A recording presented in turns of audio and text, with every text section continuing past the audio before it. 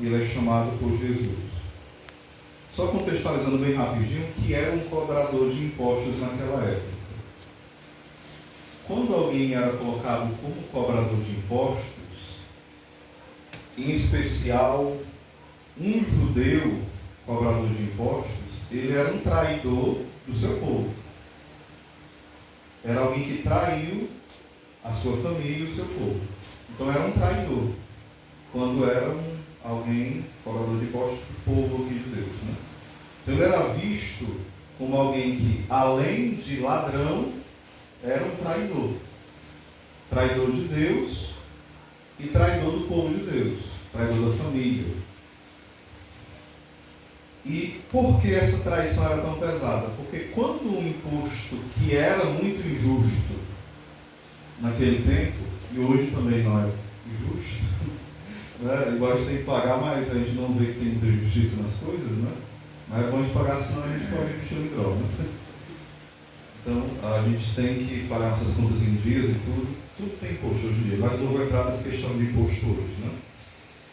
O que acontece aqui? Nós vemos de forma muito clara que naquele tempo, uma pessoa que ficava devendo imposto e não pagava, ela teria que ter um prazo, às vezes dava um prazo para ela pagar. Quando esse prazo não era cumprido, os bens dela eram confiscados, ou seja, tomados. Se tivesse filha, era vendida como uma prostituta escrava, uma escrava prostituta, ela ia se prostituir. Obrigada. Entenderam? Ou então a família ia ficar presa, mas não é uma prisão que fecha e fica fechada e pronto, não. Uma prisão onde a pessoa ia trabalhar. O preso ia trabalhar para produzir. E tudo isso era feito, muitas vezes, com alguém que não pagou o seu imposto. O imposto que era cobrado muitas vezes de forma abusiva e injusta. Aí nós olhamos e dizemos assim, então tem razão deles não gostarem do cobrador de impostos, né? Tem razão. Vocês gostariam de uma pessoa dessa perto de vocês? Vocês, se conhecessem alguém aqui da comunidade desse jeito, e visse o padre conversando com um monte de gente dessa, vocês talvez, ou eu, a gente não poderia talvez agir igual os fariseus? Sim ou não? Como é que pode? O padre sabe que esse rapaz roubou a gente, traiu a gente. Está do lado dele. Está do lado dele. Que cabra. Ô padrezinho, viu? Ou seja, quando a gente vê o contexto da época, não é que os fariseus tinham razão, mas a gente precisa entender o contexto. Só que, quando a gente olha aqui, os fariseus não faziam isso porque eles eram pessoas justas, mas é porque eles se achavam mais santos que todo mundo. Não só do que o cobrador de impostos. Eles achavam que eles se faziam santos e não Deus transformava eles em santos. Tudo que eles faziam, pagavam dízimo, fazia jejum, dava esmola, fazia as orações várias vezes ao dia. Aí eles achavam que por isso eles eram melhor que todo mundo e poderiam julgar e condenar todo mundo. Tanto o pior pecador como alguém que deixou de cumprir um simples rito, não lavou as mãos direito.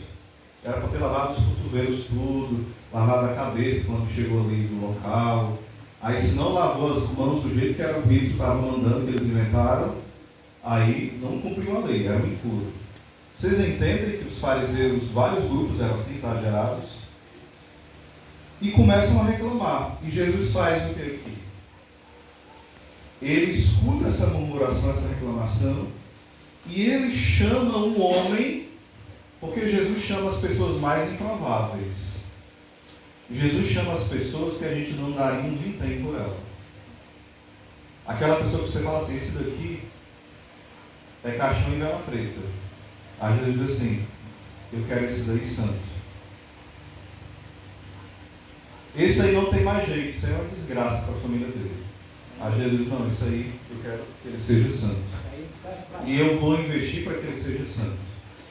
Eu vou fazer de tudo, vou bater na porta dele até o fim, Vocês estão dizendo que ele não serve para nada, Paulo corpo nunca se endireita, até a cinza é de banda?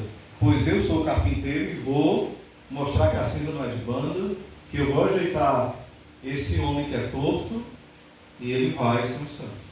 Só se ele não quiser, mas ele tem jeito. Ou seja, Deus chama as pessoas mais improváveis. E ele chamou o improvável aqui. Quem era? Mateus. E quando ele chamou Mateus, pensou assim, não, eu vou, espera aí, deixa eu juntar o dinheiro, separar aqui, conversar com o meu patrão. Foi assim que ele fez? Sim ou não? Sim ou não? Não. Imediatamente, ele deixou tudo e seguiu Jesus. Quer dizer que tinha algo em Jesus que atraía. E em especial, vários teólogos dizem que uma das coisas que mais atraía em Jesus, além da sua voz, do seu amor, era o olhar. Quem fugia do olhar de Jesus, se perdia. Judas fugiu do olhar de Jesus, se perdeu. O jovem rico fugiu do olhar de Jesus, por exemplo, em Marcos, fala que Jesus olhou para o jovem rico e o amou. Mas não fala que o jovem olhou para Jesus, fala que ele saiu ali triste. Ou seja, todos os pecadores que olharam para Jesus e se deixaram vencer pelo olhar dele se tornaram santos. Olha o ladrão na cruz. Um ficou o quê? Com a cabeça baixa ali resmungando, olhando para um lado para o outro. Desce da cruz, salva a gente. E o outro falou o quê? Olhou para Jesus e pediu o quê? Misericórdia. Lembra-te de mim. Ele falou assim, me leve para o céu, eu quero ter um lugar de destaque. Não. Quando chegar no paraíso, lembra de mim. Só lembra que eu existo. E o Senhor falou, hoje mesmo tu estarás comigo no paraíso. Ou seja, Mateus, a vida de Mateus diz para nós o quê? Por exemplo, o tema do papado de São Francisco não, do Papa Francisco, né? Do pontificado dele, que olhando me elegeu, que é baseado nessa passagem, que quando São Mateus é olhado por Cristo, ele elegeu, ele fez o quê? Elegeu São Mateus. Elegeu para ser o quê? Para ser prefeito, para ser presidente, para ser... Não. Ele elegeu para ser santo. Diga para o seu irmão, você não pode fugir do olhar de Cristo.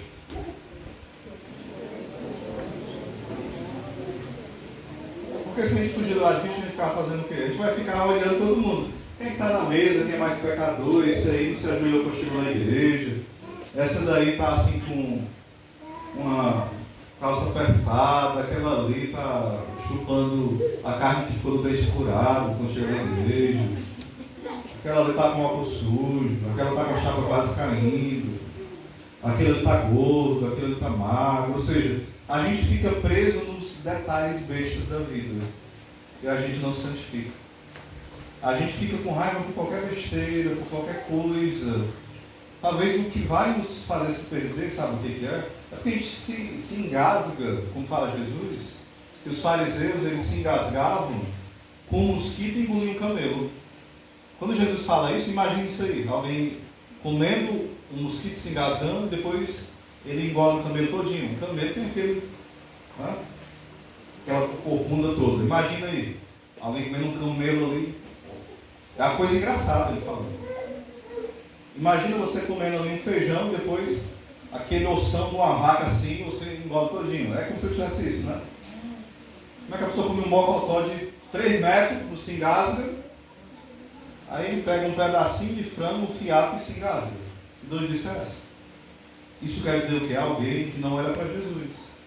Só olha para a fraqueza dos outros e para a própria fraqueza. Pare de olhar para o seu pecado, viu? Olhe para Jesus. Santa Teresinha dizia, se eu tivesse cometido os piores crimes da minha vida, que os piores criminosos podem cometer, eu confiaria da mesma forma na misericórdia de Deus. Os piores crimes. Porque às vezes a gente julga o amor de Deus assim, não, hoje eu me confessei, eu estou assim, então Deus me ama mais. Hoje eu fiz isso bom, então Deus me ama mais. Eu estou ok com Deus. Mas no dia que você estiver podre, não vai rezar não? No dia que estiver sujo, imundo, aí nesse dia Deus diz assim, meu filho pode vir. Porque quando o filho pródigo veio todo sujo, imundo, podre, fedorento, ele fez o quê? Aquele pai que representa Jesus cobriu de beijo.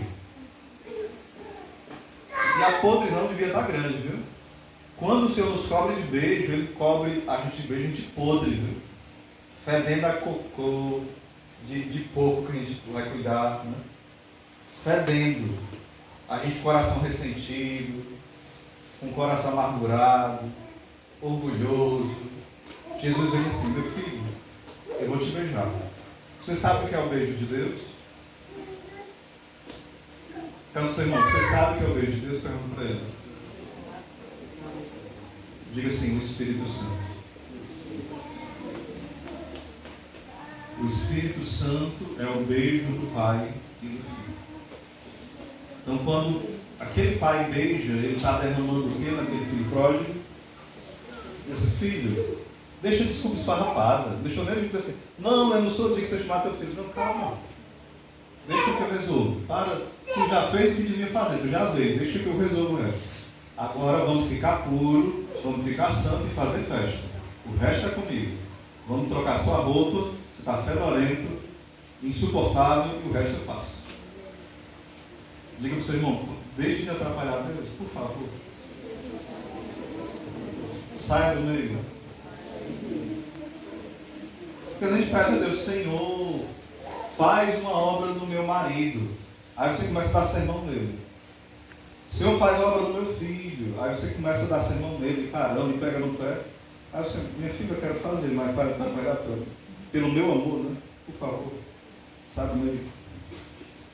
Jesus resolve esse problema, aí você sai aflito, fica sem dormir a noite todinha, com dor de cabeça, dor de barriga, diarreia. Cara, tu não entregou para mim, não? Entreguei, Senhor. E tomou de volta? Me dei de volta, filho, é meu. Você não entregou o problema. Deus é o Deus do impossível. Aí nós damos o problema para o Deus do impossível e tomamos de volta, querendo resolver, nós só podemos resolver o que é possível. O que é impossível está nas mãos de quem? De Deus. Faça o que você pode. O que você não pode, não se preocupe. Se você não pode, então entrega para quem pode. Ele pode. Nós vamos fazer isso agora, viu? Entregar para quem pode. Diga para o seu irmão, você não pode não. Viu? Ele pode. Amém? Louvado seja o nosso Senhor Jesus Cristo. Para sempre seja louvado.